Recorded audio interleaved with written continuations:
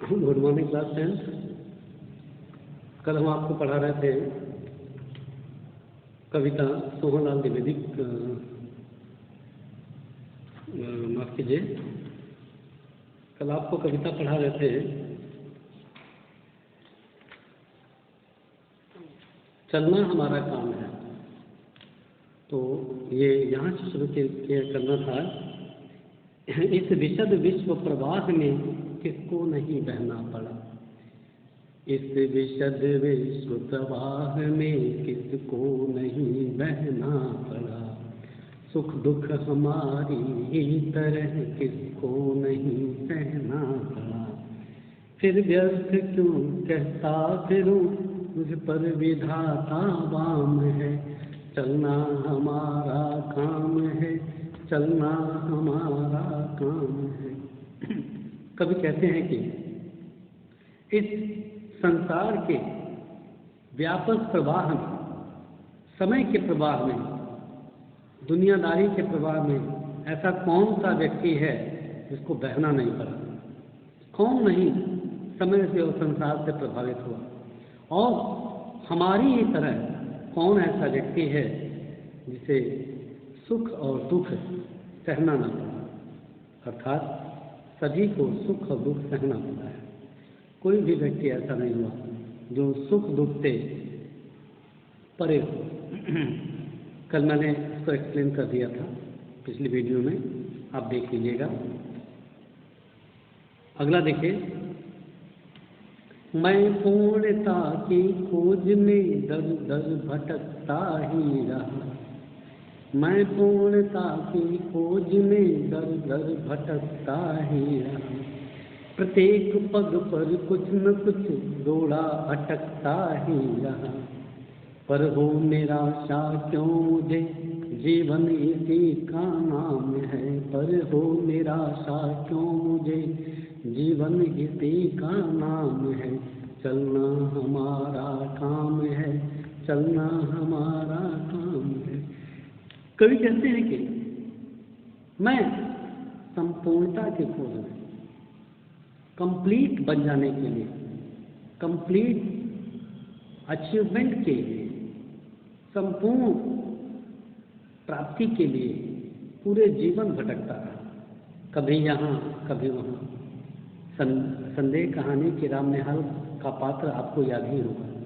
वो भी तो कहता है कि मैं जीवन भर भटकता रहा पूर्ण बन जाने के लिए, कैसे संपूर्ण होगा। तो यहाँ कभी कहता है कि जीवन भर व्यक्ति उन्नति के लिए, अपनी उन्नति के लिए, अपने को संपूर्ण करने के लिए, सभी सुखों को प्राप्त करने के लिए भटकता रहता है। लेकिन क्या उसे सभी सुख प्राप्त हो जाते हैं? सुख कहाँ है? सुख संतोष में है। जहाँ पर आप संतोष प्राप्त कर लेंगे, सुख वहाँ हो जाएगा। असंतोष केवल ज्ञान में होना चाहिए, केवल ज्ञान में संतोष मत करिए। बाकी आपके पास जो है, लक्ष्मी के लिए, संपदा के लिए, ऐश्वर्य के लिए, संपत्ति के लिए संतोष होना चाहिए। क्योंकि संतोष नहीं होगा तो आपका मन उद्विग्न होगा। आप उसके लिए परिश्रम कर सकते हैं, लेकिन चिंता नहीं करना है। व्यक्ति कह रहा है, कभी कहता है कि मैं पूर्णता की खोज में, यानी पूर्ण बनने के लिए मैं सदैव प्रयास करता रहा, दर दर भटकता रहा, इधर उधर घूमता रहा, किंतु मैंने संपूर्णता प्राप्त नहीं की। और इसके लिए मुझे प्रत्येक पग पर, हर एक कदम पर रुकावटों का सामना करना पड़ा। हर एक कदम पर मेरे सामने रुकावटें आती थी। प्रत्येक पग पर कुछ न कुछ रोड़ा अटकता ही रहा। प्रत्येक पग पर, प्रत्येक कदम पर मेरे सामने कुछ न कुछ रोड़ा अटकता था। यानी कोई ना कोई चुनौतियाँ, परेशानियाँ, बाधाएं आती रही। पर हो निराशा क्यों मुझे, लेकिन क्या मैं निराश हो जाऊँ? इन सब बाधाओं से, इन सब चुनौतियों से, इन सब रुकावटों से क्या मैं निराश हो जाऊँ? कवि का मत है कि नहीं, मैं निराश क्यों हूँ? क्योंकि जीवन तो इसी का ही नाम है। जीवन में कभी आशा, कभी निराशा, कभी सुख, कभी दुख, कभी सफलता, कभी असफलता, कभी सम्मान, कभी अपमान, ये सब मिलता ही रहता है। इससे निराश होने की आवश्यकता नहीं है। पर हो निराशा क्यों मुझे, लेकिन मुझे निराशा क्यों हो? जीवन इसी का नाम है। अरे इसी का नाम तो जीवन है। जीवन में आशा भी है, निराशा भी है। कभी व्यक्ति सफल होता है, कभी असफल भी हो जाता है। कभी कार्य आप अच्छी तरीके से कर लेते हैं, कभी कार्य में कुछ त्रुटि भी संभव है। तो ये तो मनुष्य का जीवन है। आशा निराशा एक ही थाली के, एक ही सिक्के के दो पहलू हैं।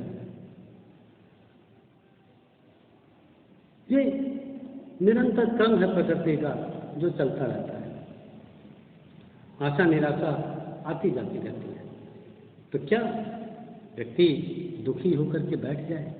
क्या व्यक्ति दुखी होकर के, निराश होकर अपना कर्म छोड़ दे? नहीं, हमारा काम तो काम करते रहना है।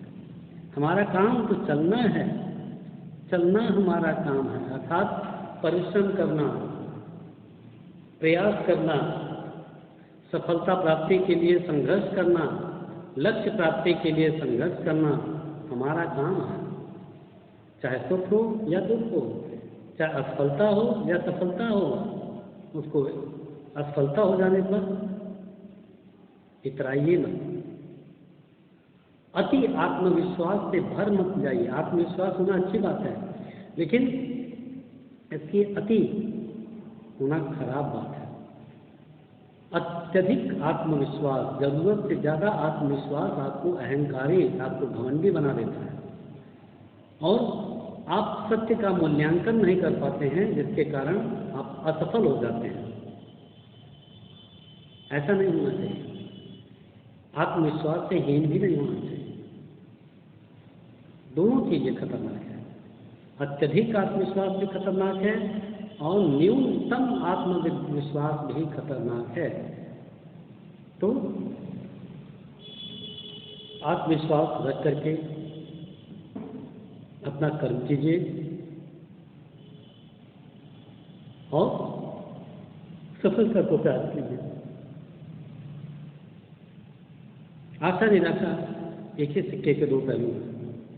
मैं पूर्णता की खोज में दर दर भटकता ही रहा।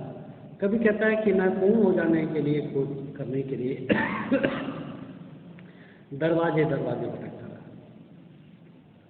और हर दरवाजे पर मेरे राह में रोड़ा ही अटकता रहा, रुकावटें ही आती रही। कभी मैं कंप्लीट नहीं हो सका, पूर्ण सफलता को प्राप्त नहीं कर सका, रोड़ा ही अटकता रहा। कुछ न कुछ विघ्न, बाधाएं, परेशानियां, मुसीबतें आती रही, लेकिन क्या मैं इससे निराश हो जाऊं? पर हूं निराशा क्यों मुझे क्यों निराशा हो? मैं क्यों निराश हो जाऊं? क्यों आत्मविश्वास को खो दूं? क्यों प्रयत्न करना, कर्म करना छोड़ दूं? मैं नहीं कर सकता। क्यों? क्योंकि जीवन इसी का नाम है। आशा निराशा, सुख दुख आदि का नाम ही तो जीवन है। यही तो जीवन है। चलना हमारा काम है, चलना हमारा काम है। हमारा काम तो चलते रहना है, चलते रहना है। कुछ साथ में चलते रहे, कुछ बीच में ही फिर गए। कुछ साथ में चलते रहे, कुछ बीच में ही फिर गए। पर गति न जीवन की रुकी, जो गिर गए तो गिर गए। पर गति न जीवन की रुकी, जो गिर गए तो गिर गए। चलता रहे हरदम उसी की सफलता अभिराम है। चलना हमारा काम है, चलना हमारा काम है। कवि कहता है कि इस जीवन यात्रा में कुछ हमारे साथ सहपथिक थे, साथ में चलने वाले थे, चलते रहे। कुछ ने हमारे साथ कदम से कदम मिला करके लक्ष्य प्राप्ति का मार्ग तय किया, लेकिन कुछ लोग थे जो बीच में ही फिर गए। बीच में ही उन्होंने साथ छोड़ दिया। पर गति न जीवन की रुकी। लेकिन कहते हैं, कवि कहते हैं, सुमन जी कहते हैं कि गति जीवन की गति नहीं रुकी, पर गति न जीवन की रुकी। अर्थात जीवन की जो गति थी, जीवन का जो क्रम था, जीवन जो जीना था, समय के साथ जो होना था, वो रुका नहीं। जो गिर गए तो गिर गए। इस जीवन रूपी रास्ते पर जो गिर गए तो गिर गए, उनको लोगों ने भुला दिया। यहाँ उसी को याद रखा जाता है जो संघर्ष करता है, जो विजयी होता है, जो सफलता को प्राप्त करता है, जो साथ में चलते रहे, जिन्होंने जीवन रास्ता साथ में चले, जो हमारे साथ जन्म लिया, हमारे साथ को समान लक्ष्य को, समान मंजिल को देख करके साथ में संघर्ष के पथ पर कुछ साथ में चलते रहे, और कुछ इस संघर्ष को देख करके उसकी कठोरता का अनुभव करके उसे छोड़ दिया, बीच रास्ते से ही फिर गए, वापस हो गए। पर ये गति नहीं रुकी। हमारा जो कर्म था वो चलता रहा। जग का कर्म था, संसार का कर्म था, संसार के प्रपंच थे, संसार के सारे कार्य थे, वो होते ही रहे। जो रास्ते में चलते चलते गिर गए, वो गिर करके वहीं खड़े रहे, बाकी लोग आगे निकल गए। पर गति न जीवन की रुकी। लेकिन जीवन की जो गति थी वो रुकी नहीं। जो गिर गए तो गिर गए, जिनको गिरना था वो गिर गए। जीवन की गति नहीं रुकी। जो आगे चले गए चले गए, जो फिर गए रास्ते को छोड़ दिया, और जो निरंतर प्रयास करते रहे, निरंतर चलते रहे, वे मंजिल को प्राप्त कर लिया, उन्होंने अपने लक्ष्य को प्राप्त कर लिया। तो जो पर गति न जीवन की रुकी, जो गिर गए सो गिर गए। चलता रहे हरदम उसी की सफलता अभिराम है, चलना हमारा काम है, चलना हमारा काम है। सुमन जी कह रहे हैं कि जो सदैव प्रयास करता रहे, जो सदैव चलता रहे, जो सदैव चलता रहे, सदैव प्रयास करता रहे, अपने लक्ष्य प्राप्ति में लगा रहे, उसी की सफलता निश्चित है, उसी की सफलता सुखद है, उसी को सफलता मिलेगी, निश्चित मिलेगी। जो मार्ग में कठिनाइयों को देख करके रास्ता छोड़ नहीं देते, जो मार्ग में दुश्वारियों को देख करके घुटने के बल बैठ नहीं जाते, जो सदैव चलते रहते हैं, चाहे रास्ता कितना भी कठिन हो, चाहे रास्ता कितना भी कांटों से भरा हो, चलते रहते हैं, उसी की सफलता निश्चित है, उसी की सफलता अभिराम है, अर्थात सुखद है। उसी की सफलता अभिराम है, चलना हमारा काम है, चलना हमारा काम है। तो इस तरह आपने देखा कि इस कविता में मनुष्य को कवि ने कर्म करने की प्रेरणा दी है।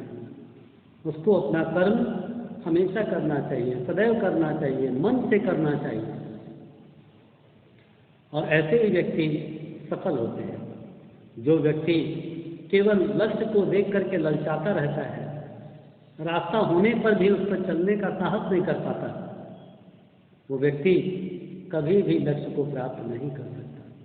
उसका जीवन एक साधारण से जीवन में परिवर्तित होकर के खत्म हो जाता है। लेकिन जो व्यक्ति चुनौतियों का सामना करने के साहस रखते हैं, चुनौतियों को स्वीकार करते हैं और कर्म मार्ग पर बढ़ते चले जाते हैं, सफलता उन्हें जरूर मिलती है। कुछ ऐसे भी होते हैं जो रास्ते में उसके सहायक होते हैं, साथ चलने वाले होते हैं, लेकिन जो साथ चलते रहते हैं वो भी व्यक्ति के साथ सफलता को प्राप्त करते हैं। लेकिन जो बीच रास्ते में डर के बैठ जाते हैं, रास्ता छोड़ देते हैं, उनको सफलता कभी नहीं मिलती। इस प्रकार कवि ने ये बताया है कि यदि आपके पास शक्ति है, सामर्थ्य है, तो आप जरूर प्रयास कीजिए। इसी के साथ इसके प्रश्न उत्तरों पर चर्चा होगी अगले वीडियो में।